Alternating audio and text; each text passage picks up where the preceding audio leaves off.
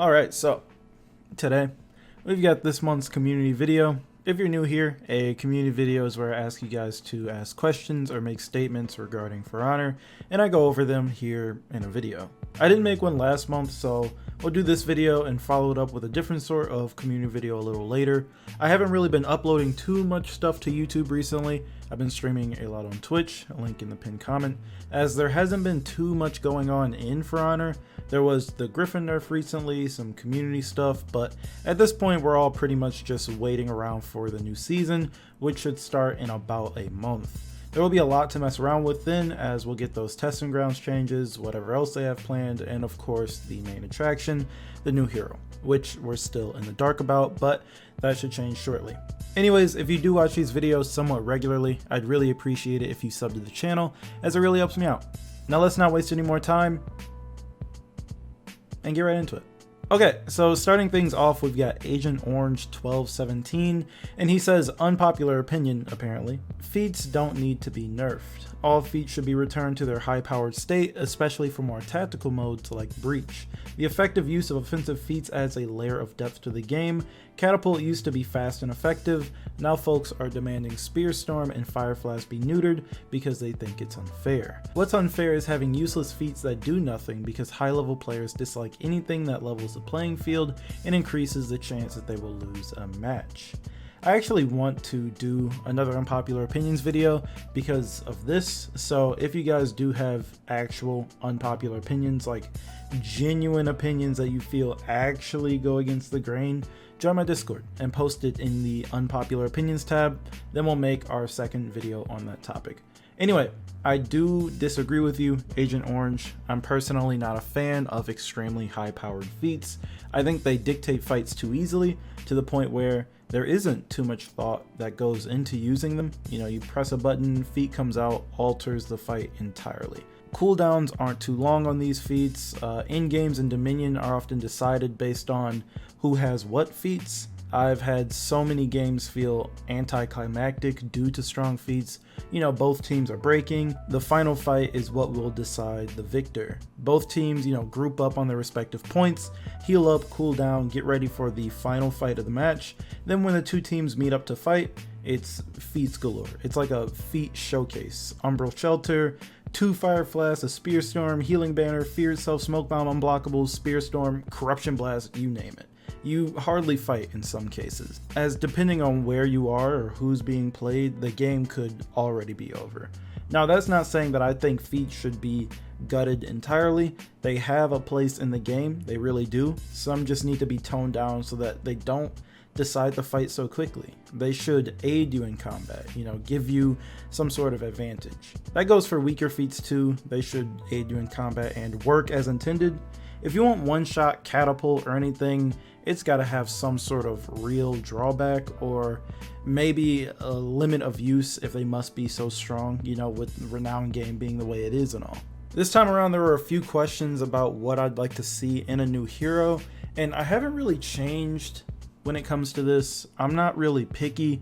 I prefer for them to be a samurai, of course, but I'm fine with anything as long as they're cool. In terms of brainstorming, I think I would like to see another stance hero, maybe by inputting full block rather than holding a button like Highlander, you know, and make it totally change the way they hold their weapons, or give them a zone attack with a different property, or give them access to a bash, or give some of their attacks different characteristics, like in one stance a move is undodgeable, in another unblockable, or it trades off damage for trajectory, or it changes the chains and gives different finishers or different attributes to different moves. Like in one stance a chain finisher would apply stun, and another the finisher would push the opponent in a direction. I don't know, I'm just spitballing, but you see what I mean. I think stances are a cool concept and could be totally expanded upon, so much so that it make people want to keep playing them and, you know, carve out their favorite way of using them and lending into the whole this is your hero thing.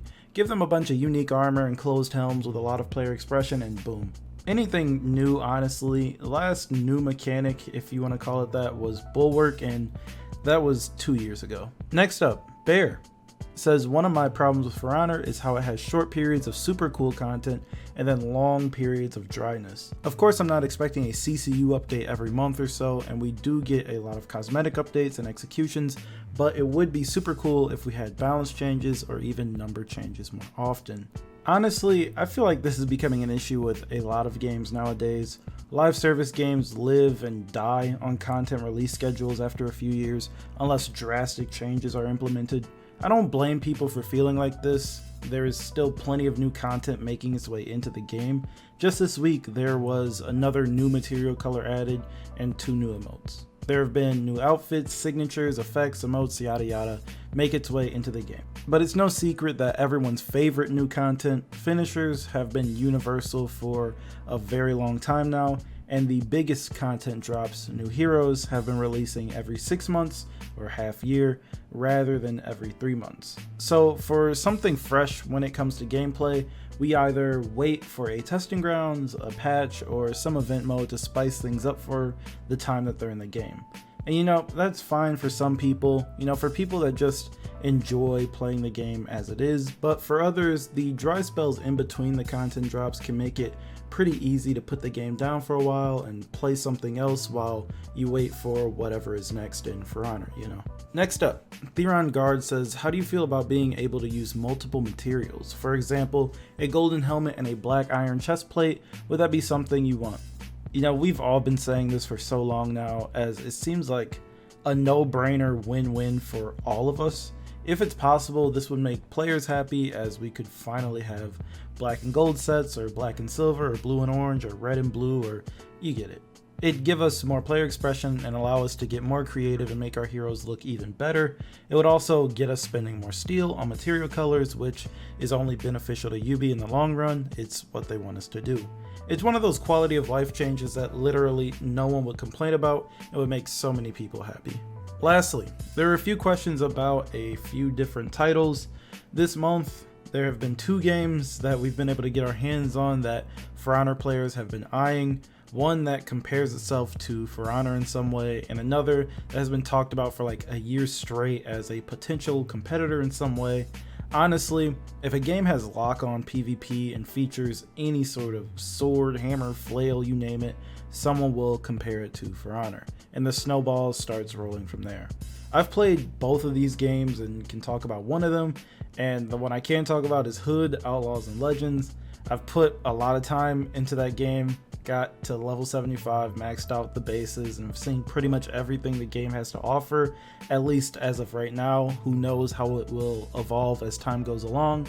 Just watching the trailers and whatnot doesn't really give you an idea of exactly what's up at first look anyways. In short, Hood is a fun game, it's a solid game, but just like with pretty much any game that gets labeled as comparative to For Honor, it doesn't even come close. It doesn't even want to come close. They're 2 totally different games.